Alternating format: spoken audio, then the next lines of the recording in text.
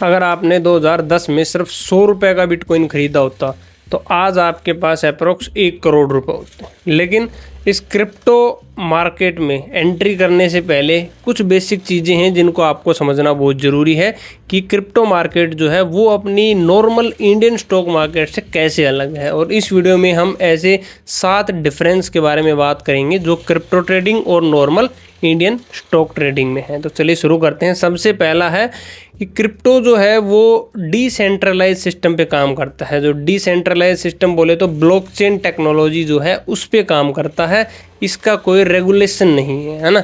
और वहीं Indian stock market की बात करें तो वो सेंट्रलाइज सिस्टम है, मतलब कि कोई अथॉरिटी है जो उसको कंट्रोल करती है। और अथॉरिटी कौन है भाई? इंडिया में है तो पहले तो इंडियन गवर्नमेंट है, भारतीय सरकार है, और उसकी जो इंडिपेंडेंट बॉडी है जैसे सेबी है, एनएससी है, बीएससी है ना।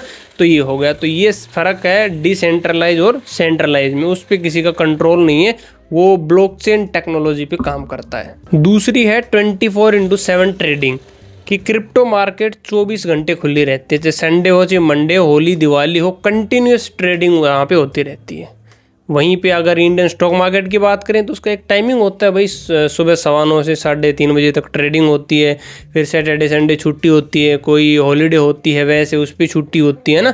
तो ये दूसरा डिफरेंस हो गया। तीसरा डिफरेंस है कि ओनरशिप विदाउट मिडल मैन, कि भाई क्रिप्टो में आपने वो गए बाई किया, बात ख़त्म, आपके वॉलेट में वो शो हो जाएगा। उसमें किसी मिडल मैन की ज़रूरत नहीं है, किसी ब्रोकर की ज़रूरत नहीं है, और किसी भी तीसरे प्लेटफॉर्म की वैसी ज़रूरत नहीं है। जो भी आपने एक ऐप डाउनलोड किया जो भी क्रिप्टो ट्रेडिंग को सपोर्ट करता है, मतलब वो आपने डाउनलोड किया, अपने वॉलेट में पैसे ऐड किए, बाई किया, बात ख़त्म। ठीक है, ऐसे नहीं है आपको डीमैट अकाउंट ओपन करवाना है, आपको ब्रोकर, ग्रो, जीरोधा जो भी मतलब ऐसे हैं, फिर आपके स्टॉक्स वहाँ पे जाएंगे, CDSL, NSDL, ऐसा कोई लफड़ा नहीं है इसमें।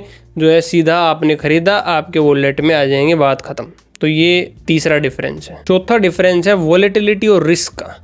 क्रिप्टो मार्केट हाई वॉलेटाइल है। हाई वॉलेटाइल क्यों है? क्योंकि भाई ना तो इसमें लोअर सर्किट है ना इसमें अपर सर्किट है। ठीक है, वॉलेटिलिटी बहुत ज़्यादा है। कोई भी कॉइन, कोई भी क्रिप्टो करेंसी एक ही दिन में 40-50% ऊपर भी जा सकती है, 40-50% नीचे भी जा सकती है। कितनी भी जा सकती है? 100% भी जा सकती है। कोई लिमिट नहीं है इसका, क्योंकि कोई रेगुलेटरी बॉडी नहीं है। जैसे अपने सेबी है तो वहाँ पे क्या होता है, किसी हर स्टॉक का एक अपर सर्किट होता है, लोअर सर्किट होता है। किसी का 5%, 10%, 20%, इससे ज़्यादा तो क्या जाएगा, सिंपल सी बात है ना। तो वहाँ पे वॉलेटिलिटी बहुत ज़्यादा होती है, और वॉलेटिलिटी है तो सिंपल सी बात है रिस्क भी वहाँ पे ज़्यादा है। नंबर 5 है transaction speed and settlement. Crypto में क्या है कि ट्रांजैक्शन जो है वो आपकी सेकंडों में ट्रांजैक्शन होती है, ठीक है, और सेटलमेंट भी हाथ के हाथ होता है। लेकिन अपने नॉर्मल स्टॉक मार्केट में क्या है, T+1 डे लेते हैं कि भाई जिस दिन आपने ट्रांजैक्शन किया उसका एक दिन के बाद वो पैसा या वो सिक्योरिटी स्टॉक जो भी है वो वहाँ पे आपके उसमें डीमैट अकाउंट में वहाँ पे आएगा, मतलब है ना। तो थोड़ा टाइम लेता है वो एक दिन का, और छुट्टी हो तो 2 दिन का भी ले सकता है। तो ये है, उसमें हाथों हाथ सारा काम होता है, क्योंकि वो ब्लॉकचेन जो टेक्नोलॉजी है उस पे बेस है। तो इसलिए इस चीज़ में ये फास्ट है। नंबर 6 है टेक्नोलॉजी ड्राइवन। तो टेक्नोलॉजी ड्रिवन का मतलब है कि भाई जो क्रिप्टो करेंसी है वो ब्लॉकचेन पे काम करती है, स्मार्ट कॉन्ट्रैक्ट्स होते हैं, proof of work, proof of stake, इन पे काम करती है। जबकि अपना स्टॉक किस पे काम करता है कि भाई कंपनी का बिजनेस क्या है, कंपनी की परफॉर्मेंस कैसी है ना, उसके हिसाब से जो है सारी चीज़ें चलती हैं। और इसमें लेकिन ब्लॉकचेन के ऊपर सारा काम होता है, proof of work, proof of stake पे काम करता है। और 7वां और आखिरी है भाई सिक्योरिटी रिस्क। नॉर्मल अपना स्टॉक्स में क्या होता है भाई, आपका जो स्टॉक है वो NSDL या CDSL में आपके स्टॉक्स रखे जाते हैं, वो सेफ है, कोई दिक्कत नहीं है, कोई चोरी नहीं कर सकता, कोई हैक नहीं कर सकता, राइट। कि भाई किसी की शेयर चोरी हो गया, ऐसा सुना है कभी आपने? नहीं होता है।